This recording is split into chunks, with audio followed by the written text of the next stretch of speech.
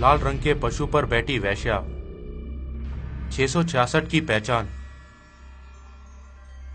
मेरे पिता जो जीवन भर कैथोलिक चर्च गए, परंतु उन्होंने यह अंतिम वसीयत छोड़ी।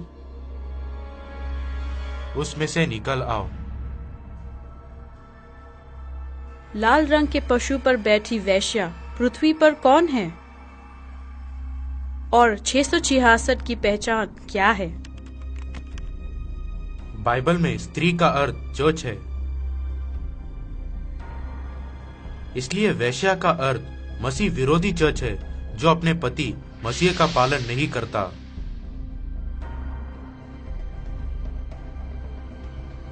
क्या पिता ने अपनी वसीयत से मुझे यह कहना चाहा कि मुझे उस चर्च से निकल जाना है जो मसीह का पालन नहीं करता? लाल रंग के पशु पर बैठी वेश्या मसीह विरोधी चर्च की पहचान मेरे लिए बहुत चौंकाने वाली थी। बाइबल उस राज्य के बारे में विस्तार से बताती है जहां से मसीह विरोधी समुदाय का उदय होगा।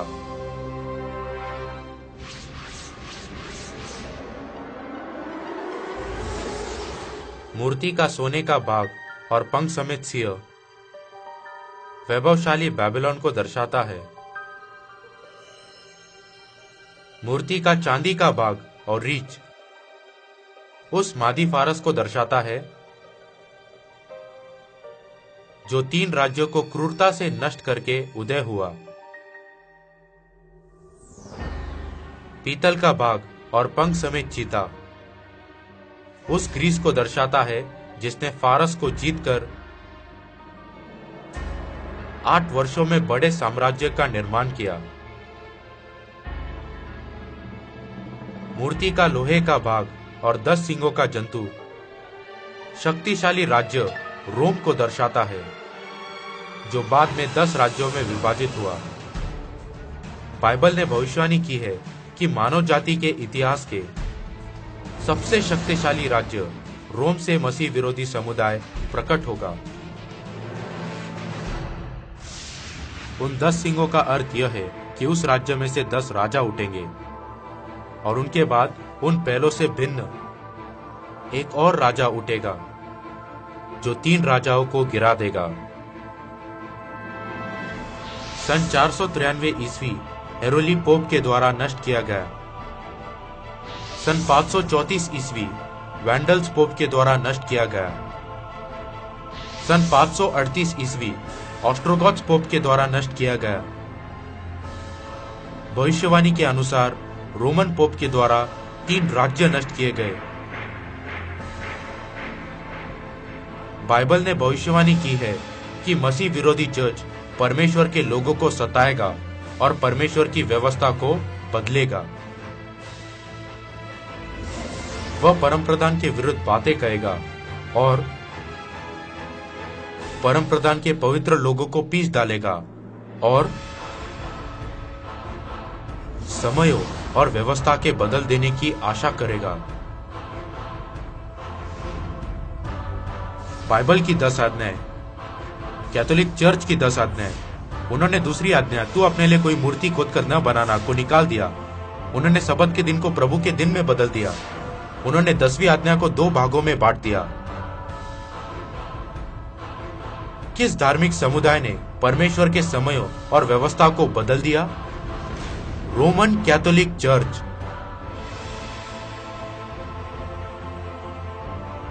सन 321 ईस्वी में रोमन पोप ने सबत के दिन को मिटा दिया और रविवार आराधना को लागू किया।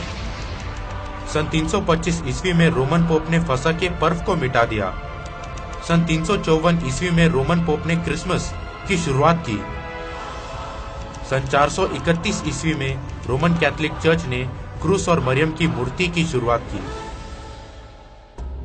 रोमन कैथोलिक चर्च ऐसे जंतु से दर्शाया गया है जिसका मुंह सिंह का था और जिसके पांव भालू के थे। सिंह से दर्शाए गए बेबीलोन के समान वे मूर्ति पूजा करते हैं। क्रूर भालू से दर्शाए गए मादी फारस के समान वह बहुत क्रूर है।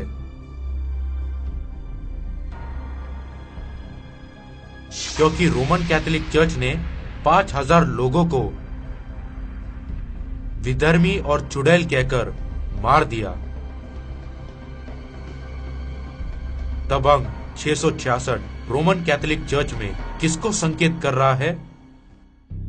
प्रकाशित वाक्य 13 का 18 ज्ञान इसी में है, जिसे बुद्धि हो वह इस पशु का अंक जोड़ ले, क्योंकि वह मनुष्य का अंक है और उसका अंक 666 है।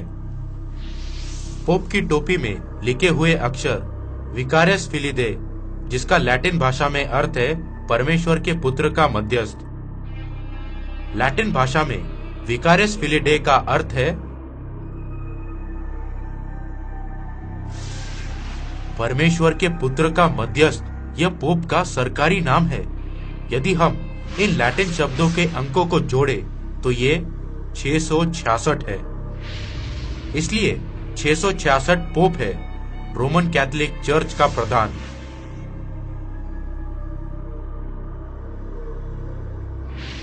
यह स्त्री बैजनी और लाल रंग के कपड़े पहने थी, सोने और बहुमूल्य मणियों और मोतियों से सजी हुई थी। उसके हाथ में एक सोने का कटोरा था जो घृणित वस्तुओं से और उसके व्यभिचार की अशुद्ध वस्तुओं से भरा हुआ था। उसके माथे पर यह नाम लिखा था, भेद बड़ा बेबीलोन, पृथ्वी की वेश्याओं और घृणित वस्तुओं की माता। मैं यह जानकर कांप उठा कि जो धर्म समुदाय परमेश्वर के विरुद्ध है वे रोमन कैथोलिक चर्च और उसका पालन करने वाले प्रोटेस्टेंट चर्च है। लेकिन जो उससे भी अधिक भयंकर बात वह थी परमेश्वर की चेतावनी, हे मेरे लोगों, उस में से निकल आओ कि तुम उसके पापों में भागी न हो और उसकी विपत्तियों में से कोई तुम पर आ न पड़े, क्योंकि उसके पाप स्वर्ग तक पहुंच गए हैं और उसके अधर्म परमेश्वर को स्मरण आए हैं।